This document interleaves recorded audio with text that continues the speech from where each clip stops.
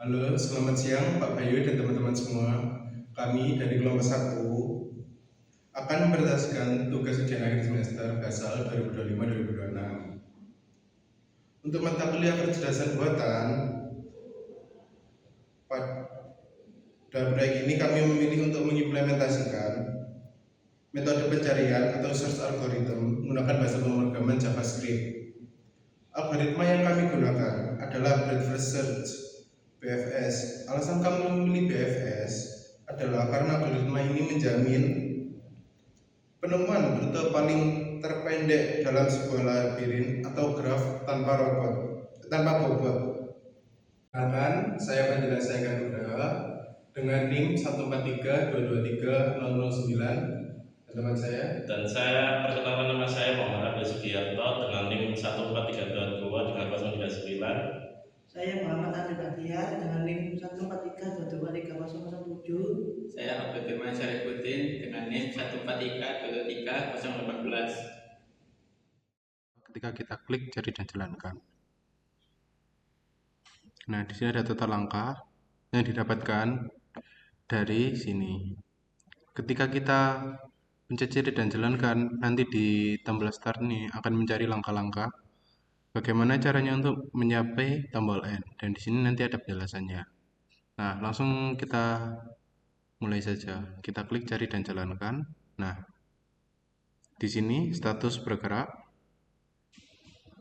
Nah, terus statusnya berubah selesai ketika sudah selesai. Nah, ini ada highlightnya, jalur yang ditempuh untuk dari start sampai end, dan di sini ada penjelasannya, langkah-langkah apa aja yang diambil dan koordinatnya. Nah, ini ada total langkahnya juga. Di sini kita menggunakan mesh 11x11. Dan untuk penjelasan kodenya akan dijelaskan oleh teman saya. Penjelasan tentang program BFS tadi di codingannya. Pada program ini saya membuat simulasi pencarian jalan pada sebuah labirin menggunakan algoritma Breadth First Search atau BFS. Program ini menampilkan labirin secara visual, mencari jalur terpendek dari titik start ke end, lalu menggerakkan agen mengikuti jalur tersebut. Pertama-tama di sini ada inisialisasi variabel. Saya mendefinisikan beberapa variabel utama, yaitu concise 12 untuk mapnya itu. Saya menentukan ukuran labirin yaitu 12 kali 12. Map digunakan sebagai array 2 dimensi untuk menyimpan data labirin, di mana angka 0 berarti jalan dan angka 1 berarti tembok. Dan ada lagi mesh dokumen get element by ID. Variabel ini digunakan untuk mengambil elemen HTML sebagai tempat labirin dan tabel pencatatan langkah agen.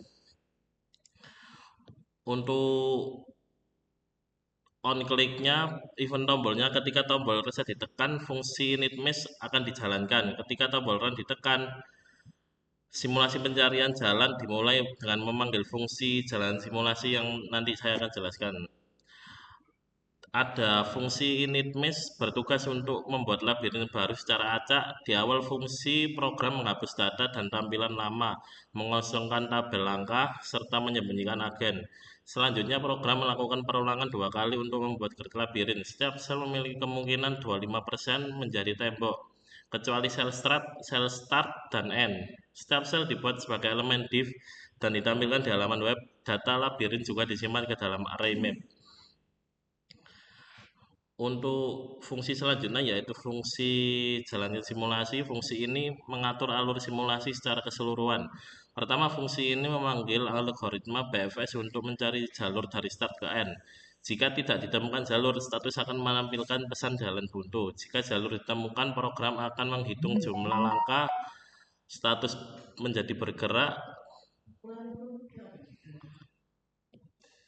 lalu memanggil fungsi gerakan agen.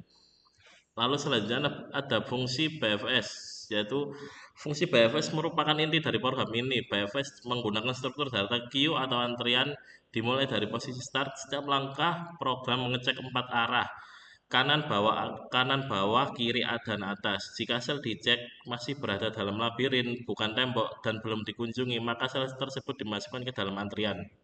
BFS terus berjalan sampai mencapai N karena BFS bekerja secara bertahap. Jalur yang ditemukan dijamin merupakan jalur terpendek.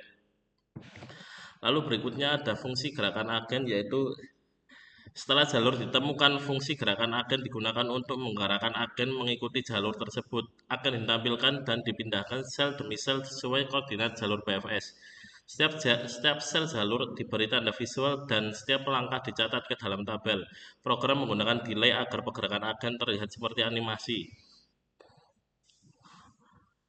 Lalu berikutnya ada fungsi catat langkah. Fungsi ini mencatat setiap langkah agen ke dalam tabel. Program menampilkan nomor langkah, arah pergerakan, serta posisi agen dalam bentuk koordinat. Dan berikutnya ada fungsi get arah. Fungsi get arah digunakan untuk menentukan arah gerakan agen, apakah ke atas, bawah, kiri, atau kanan, berdasarkan perubahan koordinat. Selanjutnya yaitu terakhir bagian fungsi delay. Fungsi delay digunakan untuk memberi jeda waktu pada animasi BFS dan pergerakan agen agar mudah diamati. Kesimpulannya, program ini menggabungkan algoritma BFS dengan visualisasi berbasis web untuk mensimulasikan pencarian jalur terpendek dalam sebuah labirin. Dengan simulasi ini kita dapat memahami cara kerja BFS secara praktis dan visual. Terima kasih. Demikian presentasi dari kelompok kami. Mohon maaf apabila ada salah kata atau ucapan yang kurang berkenan. Dan terima kasih telah menonton video ini sampai selesai.